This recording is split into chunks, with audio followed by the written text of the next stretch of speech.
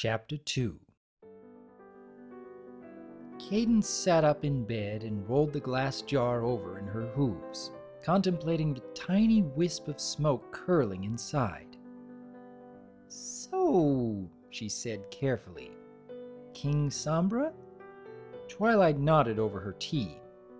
"Well, what's left of him anyway. Don't worry, the jar is hermetically sealed.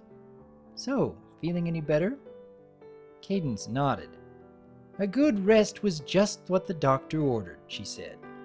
"I'm just astonished at how quickly Sombra was defeated." Twilight, Spike, and Cadence were in the princess's royal bedchamber, having a bit of tea and holding a debriefing, for lack of a better word, of the events over the past few days. Cadence had been asleep for most of it. She had been single-hoofedly sustaining the magic barrier for days prior to the bearer's arrival, and had collapsed almost immediately after Sombra had been defeated. Then she'd woken up just long enough to open the crystal fair and lead the crystal ponies in recharging the heart that protected the Empire, and after a day of overseeing the festivities, had promptly keeled over again, sleeping through the remainder of the week. Twilight shook her head. Just like the wedding, Cadence had shrugged off weeks of imprisonment, malnourishment, and exhaustion to arrange her own wedding in a single day, danced at her own reception, and didn't show a sign of exhaustion till their honeymoon carriage had driven off, at which point she'd reportedly folded like a tent and slept away the first 2 days of her own honeymoon. Where did she get such reserves of strength?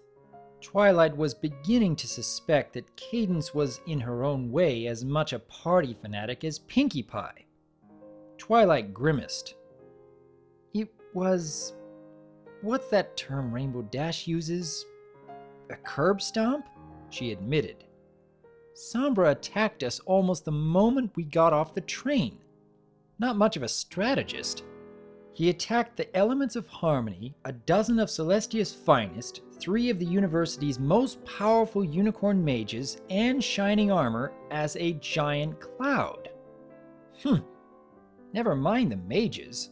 With all the armored Pegasi in our party, that was like attacking Pinkie Pie with a tray of cupcakes." The 2 ponies chuckled at the mental image. "The airborne guard bucked the rain and lightning out of him, then Shining Armor and the Unicorn Scholars held him in place with a magic barrier long enough for us to power up the elements and, well, Rainbow of Friendship, point blank to the face." The tiara she still wore gleamed in counterpoint. "The whole thing took maybe 30 seconds. She pondered for a moment. Granted, the volley of cannon fire from the train didn't do him any favors either. Rolling artillery. What a concept.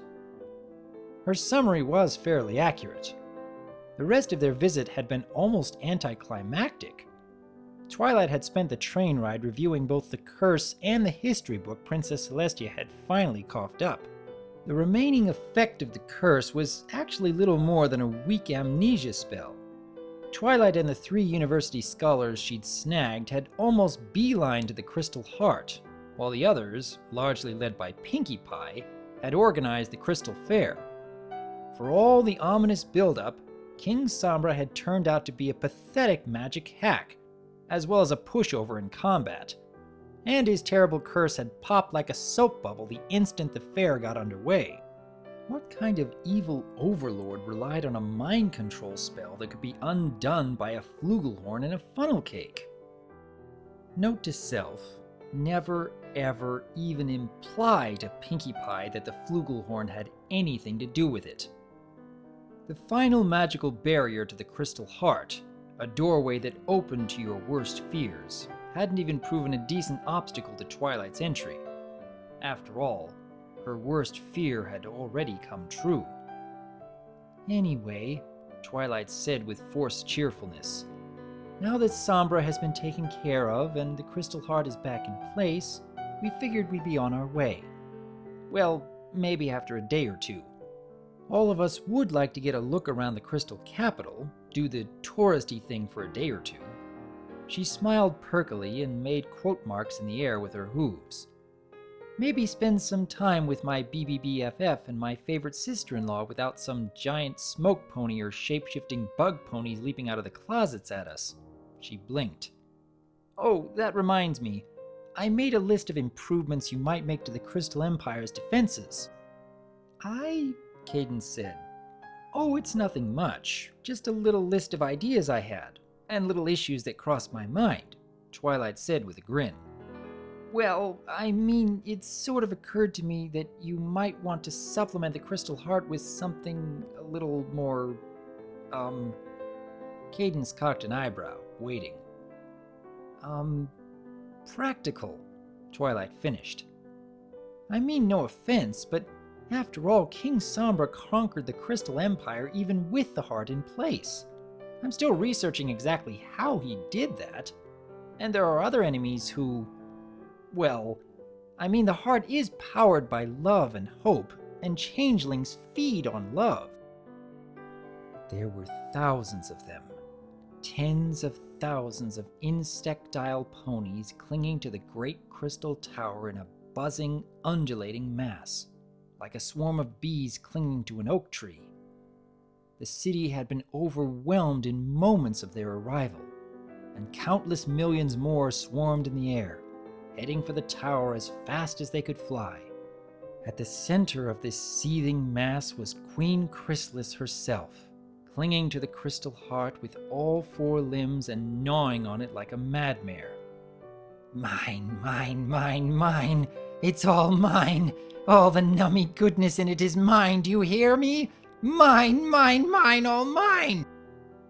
Cadence shivered all over, shaking off the vision, and made a mental note to start going over Crystal Empire defenses with shining armor immediately. Oh yes, she was going to go over Twilight's little list of ideas very, very carefully. Oops, if you'll excuse me, I have to use the little filly's room, Twilight said, setting her cup down and getting to her hooves. A little too much tea, I'm afraid. She trotted out of the room. Cadence waited for a moment to be sure Twilight was out of earshot. She looked at Spike. It's bad, isn't it? She said worriedly. Spike looked at her, his expression deadpan. Between the crying jags, panic attacks, bouts of giddy euphoria at her new freelance studies that spiral into fits of bleak depression at the drop of a hat?